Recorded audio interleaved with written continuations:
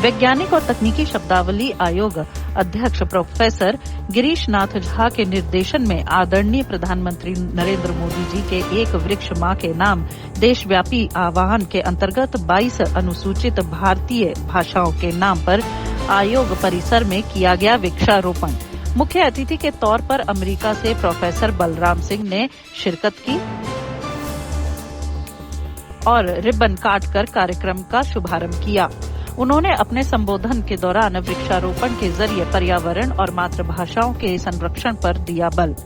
विशिष्ट अतिथि के तौर पर पहुंचे केंद्रीय हिंदी निदेशालय के निदेशक प्रोफेसर सुनील बाबूराव कुलकर्णी ने मराठी भाषा के नाम पर वृक्ष लगाया। शिक्षा मंत्रालय के भाषा अनुभाग से आई वरिष्ठ अतिथि संगीता टोपो अवर सचिव व विनय रेशवाल शिक्षा मंत्रालय के अनुभाग अधिकारी ने संथाली भाषा के नाम पर मोल श्री का लगाया पौधा। केंद्रीय लोक निर्माण उद्यान विभाग से ए.के. देशवाल व सहायक निदेशक ज्ञानेंद्र प्रताप सिंह ने वृक्षारोपण करके पर्यावरण के अलावा मातृभाषा संरक्षण हेतु जागरूकता अभियान पर दिया बल।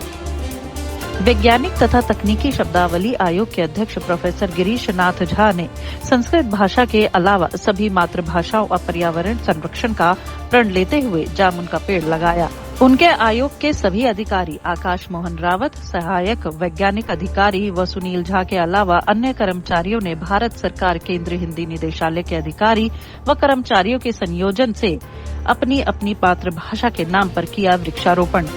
कार्यक्रम के अंत में सभी ने एक साथ मिलकर पर्यावरण व मातृभाषा संरक्षण सुदृढ़ता हेतु अपना सार्थक योगदान देने के लिए की शपथ ग्रहण की। सभी ने इस कार्य को करवाने के लिए सुनील झा की बहुत ही प्रशंसा की। आदरणीय प्रधानमंत्री जी के द्वारा जो संदेश दिया गया, एक पेड़ माँ के नाम, इसके तहत पूरे देश में कार्यक्रम चल रहे हैं और हमने उसी को आधार बनाकर एक वृक्ष माँ और मातृभाषा के नाम और ये कार्यक्रम यहाँ पर चलाया। वैज्ञानिक और तकनीकी शब्दावली आयोग भारत सरकार का एक आयोग बना था 1961 में, जो सारी भारतीय भाषाओं में सारे ही विषयों में वैज्ञानिक और तकनीकी शब्दावली बनाने का कार्यक्रम उनका आदेश है, मैंडेट उनका है।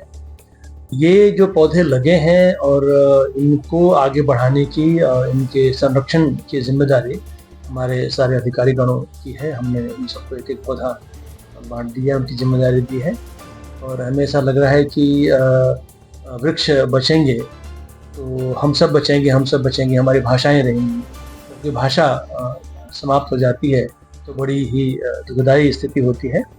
कोई भाषा मरे नहीं, कोई वृक्ष मरे नहीं, किसी वृक्ष को हम कटने न दें, किसी भाषा को हम मरने न दें। ये हमारा संकल्प है और हमारा आयोग इसी संकल्प को लेकर आगे बढ़ रहा है और बढ़ता रहेगा। देखिए, पेड़ से हमने बहुत सारी चीज़ें सीखी हुई हैं इस संसार में।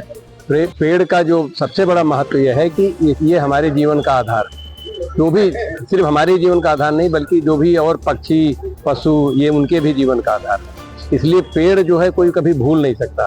पेड़ से ये भी हम सीखते हैं कि ये हमको सिर्फ देता है, हमसे कुछ लेता नहीं।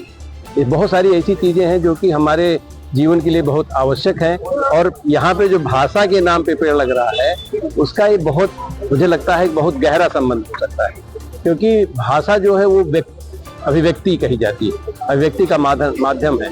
तो हम अगर देखते हैं तो जो अभिव्यक्ति की जो भाषा है, हमारी पहचान ही जो है, हमको व्यक्ति कहते हैं ना, वो अभिव्यक्ति से ही आता है। तो इसलिए भाषाओं का इतना बड़ा महत्व है। भारत की जो डाइवर्सिटी है उस डाइवर्सिटी में भाषाओं का बहुत बड़ा महत्व है। जब तक भाषाएं अपने को अभिव्यक्त नहीं करने के मौका देंगी तब तक ऐसा नहीं हो सकता। पेड़ जो है वो प्रकृति को एक तरह से प्रस्तुत करते हैं। तो भारत की सारी प्राकृतिक जो संपदा है जिसमें डाइवर्सिटी इतनी ज़्यादा है वो पेड़ों के माध्यम से कही जाती है। ये एक देशव्यापी अभियान है जिसमें एक पेड़ माँ के नाम इस नारे को लगाया गया है।